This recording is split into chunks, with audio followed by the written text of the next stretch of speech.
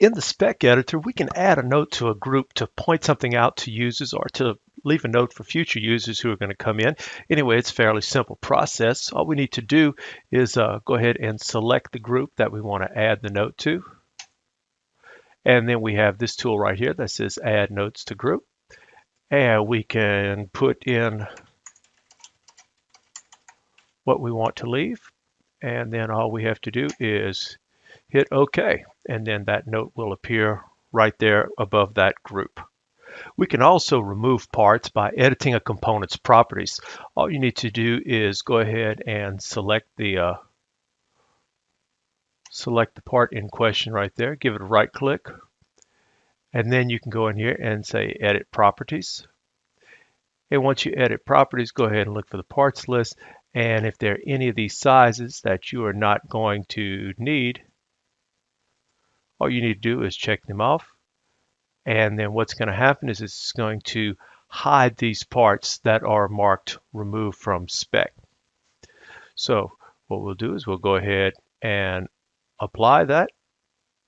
And now those have been removed from the spec. We can edit our long description styles in here. And I'm looking right here at the spec editor. And what we're going to do is we're going to go to where it says Layout and Settings. And that's where we can go to edit the long description style. So what we'll do is we'll select the component that we want to deal with here. And then we're going to either base it on a style, but what you can also do is save that as a unique name. So I'll just call this long description style.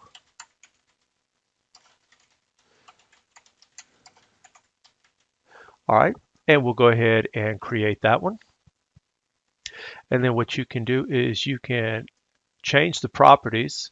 Let's say if I want this all to be by size, facing, if I want to add a row, I can also add rows here.